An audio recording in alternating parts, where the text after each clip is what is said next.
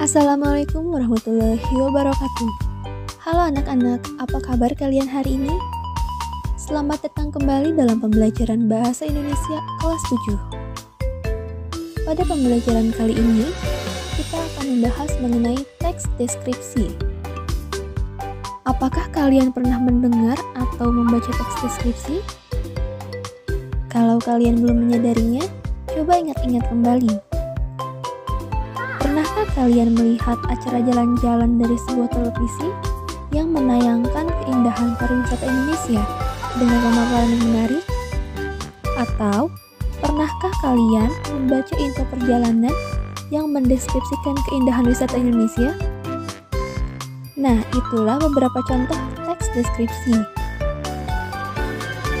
Teks deskripsi dapat kalian temukan dari berbagai sumber, misalnya informasi perjalanan dalam film atau cerpen, majalah perjalanan, atau program televisi tentang jalan-jalan, dan berbagai sumber lainnya.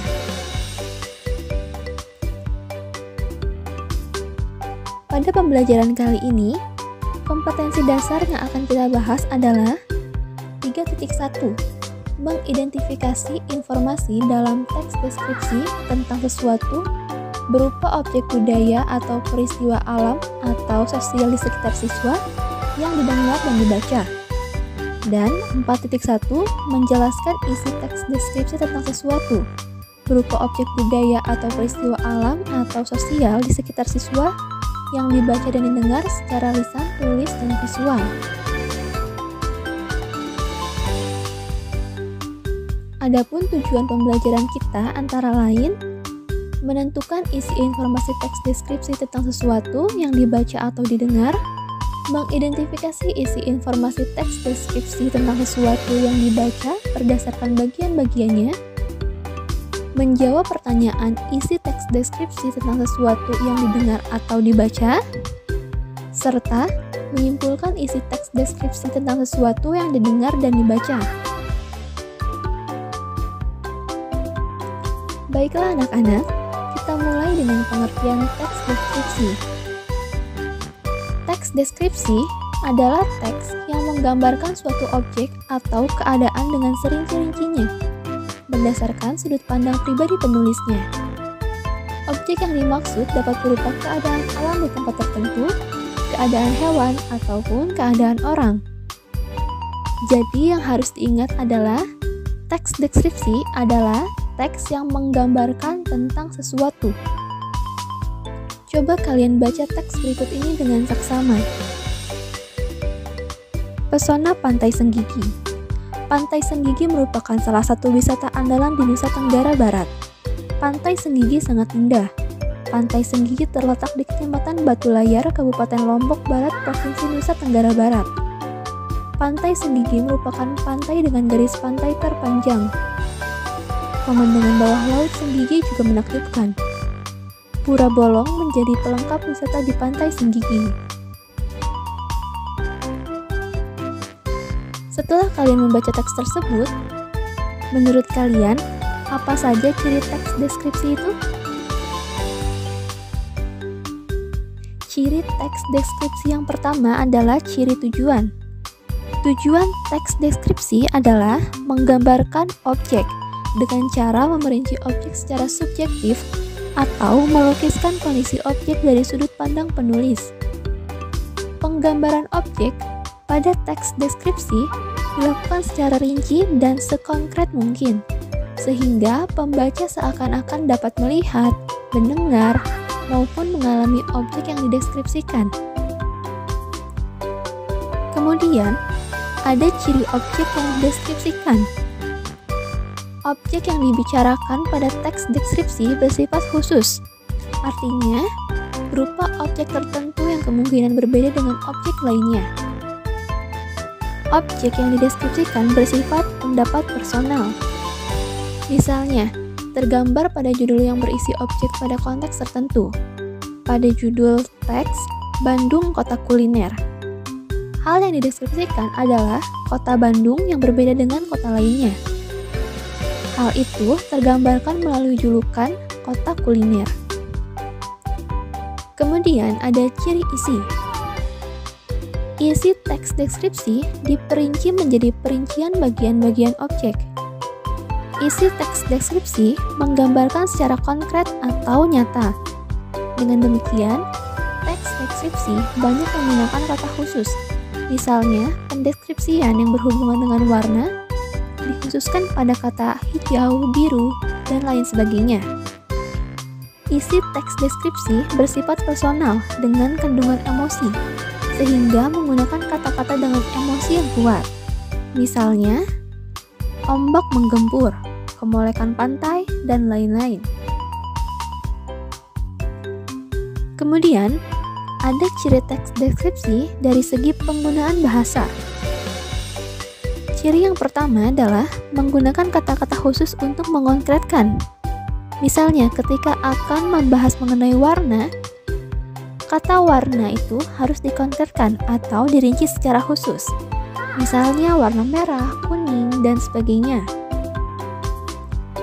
Ciri yang kedua adalah menggunakan kalimat rincian untuk mengonkretkan.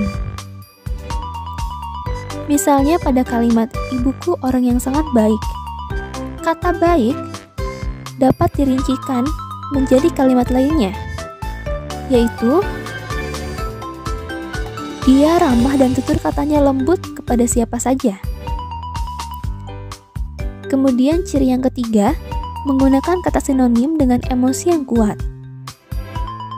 Misalnya, pada kata indah dapat disinonimkan dengan kata-kata lain yang memiliki emosi, seperti elok, permai, molek, dan sebagainya. Ciri yang keempat adalah menggunakan majas untuk melukiskan secara konkret.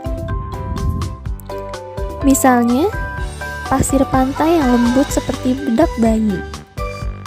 Ciri yang kelima adalah menggunakan bahasa yang membuat pembaca seolah-olah dapat melihat, mendengar, dan merasakan hal yang dideskripsikan.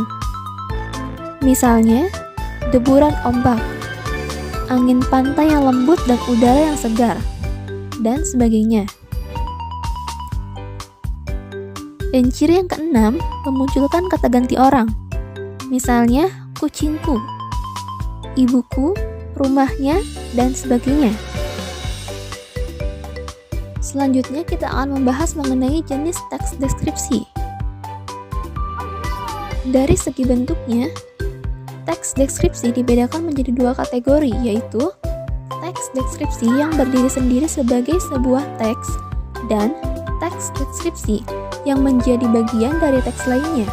Misalnya, teks deskripsi dapat muncul pada cerpen, novel, lagu, iklan, dan lain-lain. Nah anak-anak, sekarang kita akan melanjutkan pembelajaran pada bagian kedua, yaitu menjelaskan isi teks deskripsi.